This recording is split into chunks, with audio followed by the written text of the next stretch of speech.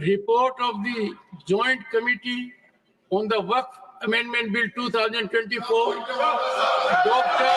Meda Mishra Kulkarni.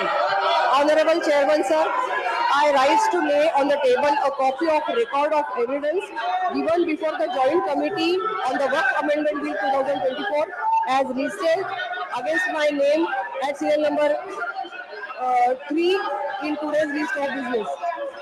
Sorry.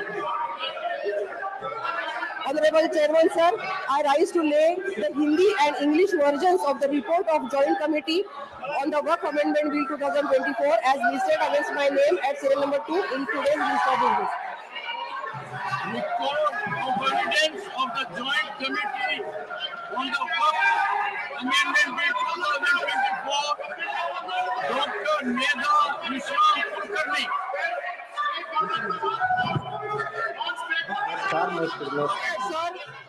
वक्फ board को लेकर गठित संसद की संयुक्त समिति यानी जेपीसी की रिपोर्ट बृहस्पतिवार को राज्यसभा में पेश कर दी गई।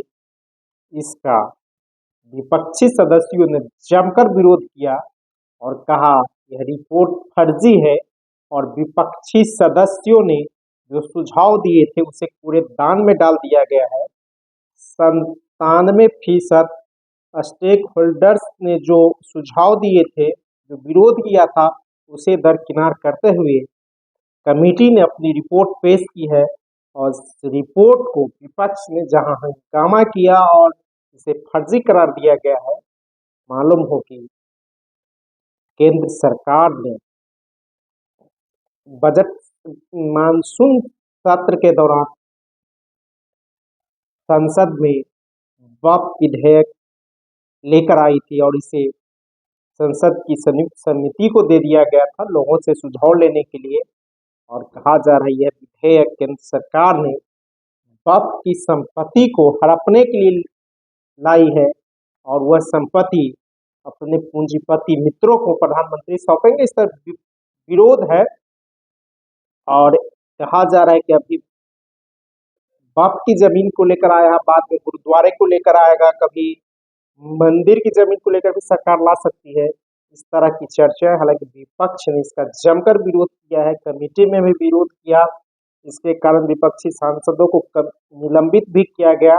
आज राज्यसभा में जिस समय बिल रिपोर्ट पेश हो रही थी उस समय भी जमकर हंगामा हुआ और इस बिल से अगर किसी को सबसे ज्यादा नुकसान होने वाला है तो बिहार के मुख्यमंत्री नीतीश कुमार है, क्योंकि इस साल अक्टूबर-नवंबर में बिहार विधानसभा का चुनाव होना है और यह बिल मुस्लिमों के विरोधी बताया जा रहा है। नीतीश कुमार अपने को मुस्लिम के हितैषी बता रहे हैं और कई तरह के, लेकिन जब यह बिल का वो इसकी पार्टी समर्थन संसद के दोनों सदनों में करेगी तो इसका असर कहीं न कहीं मुस्लिम वोट बैंक पर पड़ेगा और इसका खामियाजा नीतीश कुमार को भुगतना तय है। जदयू कोटे से केंद्रीय मंत्री राजीव रंजन सिंह ललन सिंह ने जब संसद में वक्फ विधेयक के पक्ष में बोले, उसके बाद नीतीश कुमार ने उससे बातचीत बंद कर दिया था और लंबे अरसे के बाद नीतीश कुमार से उसकी बात हो पाई थी। कहा जा रहा है कि नीतीश कुमार इस बिल के विरोध में है, लेकिन नीतीश कुमार खुल के कुछ बोल नहीं रहे क्योंकि उसको लगता है कि इस भाजपा हम समर्थन वापस लेगी तो हमारी सरकार जा सकती है। हालांकि केंद्र की पूरी सरकार जदयू की बैसाखी पर टिकी हुई है। अगर नीतीश कुमार चाहे तो कभी भी इस सरकार गिर सकती है, लेकिन वक्फ विधेयक से का नुकसान कहीं नहीं कहा। आंध्र प्रदेश के मुख्यमंत्री चंद्रबाबू नायडू और बिहार के मुख्यमंत्री नीतीश कुमार को उठाना पड़ सकता है और विपक्षी दल जमकर तो इसका विरोध कर ही रहे हैं, क्योंकि अगर यही दोनों विरोध करते हैं तो यह विधेयक पारित नहीं होगा और अगर विधेयक पारित नहीं होता तो सरकार भी गिर सकती है। इसका भी डर केंद्र को है। लेकिन कहा जा रहा है कि प्रधानमंत्री नरेंद्र मोदी ने दोनों पार्टी के सांसदों को मना लिया है। अगर नीतीश कुमार इधर कुछ करते हैं तो उसकी पार्टी के 8 सांसद कभी भी टूटकर बीजेपी के साथ जा सकते हैं। नीतीश कुमार को पार्टी टूटने का भी डर है और यहाँ वोट खिसकने का भी डर है। कहा जाता है सीमांचल के इलाके में कुछ न कुछ मुस्लिम का वोट नीतीश कुमार को मिलता रहा है। और हाल ही में हुए लोकसभा चुनाव के दौरान किशनगंज में भी जदयू के उम्मीदवार दूसरे स्थान पर है, तो कई और सीटों पर कहा जाता है जहां जदयू के उम्मीदवार रहे हैं वहां मुस्लिमों का वोट मिला है। और विधानसभा चुनाव में भी 5 से 10% कहा जाता है कि जदयू को वोट मिलता है, लेकिन इस विधेयक के पारित होने के बाद नीतीश कुमार को खासा नुकसान उठाना पड़ सकता है। इसी सप्ताह नीतीश कुमार मनेर शरीफ में चादर उठाने गए थे और वहीं उसकी पार्टी संसद में इस बिल का समर्थन करती हुई दिख रही, तो आप कह सकते हैं कि नीतीश कुमार दो तरफा वार कर रहे हैं, दो तरफा तलवार पर चल रहे हैं और एक तरफ विरोध भी कर रहे हैं उसकी पार्टी, समर्थन भी बिल का कर रहा है, और दूसरी तरफ नीतीश कुमार चादर भी चढ़ाने। Report of the Joint Committee on the Waqf Amendment Bill 2024, Dr. Medha Mishra Kulkarni. Honorable Chairman, sir, I rise to lay on the table a copy of record of evidence given before the Joint Committee on the Waqf Amendment Bill 2024 as listed against my name at serial number 3 in today's list of business. Sorry. Honorable Chairman, sir, I rise to lay the Hindi and English versions of the report of Joint Committee on the Waqf Amendment Bill 2024 as listed against my name at serial number 2 in today's list of business.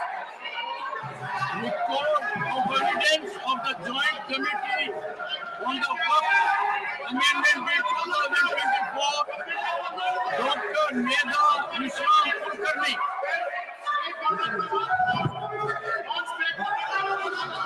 Sir, I rise to lay on the table a copy of record of evidence given before the Joint Committee on the Waqf Amendment Bill 2024 as listed against my name at serial number 3 in today's list of business. Sir धन्यवाद। आपने जो सलाह हमको दी ठीक है, हम उसको मानते हैं, लेकिन यही तरीका अगर उधर वाले भी मान गए तो मैं समझता हूँ नड्डा साहब अपने मेंबर्स को बड़े कंट्रोल में रखे हैं। हमारा एक ही विषय है, जो वक्फ बोर्ड की जेपीसी की रिपोर्ट है, जिस रिपोर्ट में अनेक सदस्यों ने अपना डिसेंट नोट दिया है, वो नोट देने के बावजूद भी प्रोसीडिंग से निकालना और उन मेजॉरिटी मेंबर्स के व्यूज सिर्फ उसमें रखकर बुलडोज करना, ये ठीक नहीं है, ये कंडेमेबल है और एंटी डेमोक्रेसिक है, एंटी प्रोसीजर है। और दूसरी चीज नॉन स्टेक होल्डर्स बाहर से बुला के उनको जो होना, उन लोगों को खड़ा करके उनका स्टेटमेंट ले रहे, और जो इतने लोग पार्लियामेंट में जो भी डिसेंट नोट दिए हैं, क्या उसमें कोई एक पढ़ा लिखा नहीं है, कोई जानता नहीं है, और वक्फ बोर्ड एक्ट को कोई पढ़ा नहीं है? मेरे को बड़ा ताजुब लग रहा है। अरे आपको अगर कुछ करना भी है तो आप डिसेंट नोट के व्यूज को प्रिंट करके या अपने रिपोर्ट में डाल के बोलना चाहिए, उसके बजाय उसको डिलीट करके अगर कोई रिपोर्ट होती है मैं उसको कंडेम करता हूं, और ऐसे फर्जी रिपोर्ट को हम कभी नहीं मानेंगे, सदन कभी नहीं मानेगा। और जब प्रोसीजर फॉलो नहीं होती, वो पार्ट ऑफ इस हाउस का विभाग नहीं बन सकता। तो इसीलिए मैं आपसे विनती कर रहा हूं कि उनको डायरेक्शन दीजिए, जो भी रिपोर्ट आई है वो अगर वो रिपोर्ट में डिसेंट व्यूज नहीं है तो उसको वापस भेजिए, निकाल दीजिए, और उसके बाद में फिर एक बार, दो बार और एक बार आप पुनर्विचार करके उस सभी डिसेंट व्यूज को डाल के आप पेश कीजिए। फिर आगे क्या होता हम देख लेंगे। दूसरी बात सर, देखो He's on his legs. लो, दूसरी बात सर, आप मालूम है जब मेंबर्स एजिटेट क्यों होते हैं, ये सिर्फ उनका घर का सवाल नहीं है। मैं अरे सब बहुत कोर्ट को बहुत करते, बैठो को बहुत कोर्ट वाले हैं। ये देखिए सर मैं ये किसी इंडिविजुअल का सवाल नहीं, वो मेंबर्स जो आके एजिटेट कर रहे हैं तो कहीं अपने लिए नहीं, पूरे समाज के लिए जिनके ऊपर अन्याय हो रहा है उस अन्याय के खिलाफ वो प्रोजेक्ट कर रहे हैं। और इससे देश के लिए भी ठीक है, क्योंकि we wanted a united all inclusive growth और पीसफुल रहना कंट्री, ये सभी हम चाहते हैं और उसके लिए हम मदद भी कर रहे हैं आपको।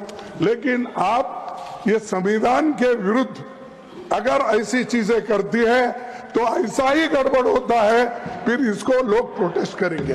तो मैं नड्डा साहब से विनती करता हूं, क्योंकि नड्डा साहब जरा कम से कम पीसफुली सुनते हैं पहले के मेंबर्स लीडर के जब मुकाबले में। मैं एक दूसरे की मुकाबला नहीं कर रहा हूँ। कहते हैं not a member of this house, he is not a member of that. Okay ठीक है, मैं कभी कभी याद दिलाना पड़ता है, जैसा इतिहास का आप जिक्र करते हैं, राम का, विक्रमादित्य का, ये जैसा जिक्र करते हैं, वैसा मैं उनको ये बोल रहा हूँ कि आप प्रेसिडेंट भी हो, आपका इन्फ्लुएंस इसमें जरूरी है। आप इसको विड्रॉ करने के लिए, और इसको अनकॉन्स्टिट्यूशनल है, इसीलिए जेपीसी को फिर से आप भेजिए और इसको आप प्लेस करने के लिए सर आप रिफ्यूज कर सकते हैं। कितने गवर्नर बिल्स रिफ्यूज करके वापस भेजे हैं? हर स्टेट में सर गवर्नर छोटे छोटे रीजन जो संबंधित नहीं है, तमिलनाडु का गवर्नर भेजता है और कर्नाटक भेजते हैं, हर जगह। इसीलिए मैं बोलता हूं आप वो डिसेंट नोट्स को डलवाइए, फिर से उसको रिपोर्ट में डालिए, तब तक ये वापस भेजिए और आप करना चाहिए। मैं आपसे विनती कर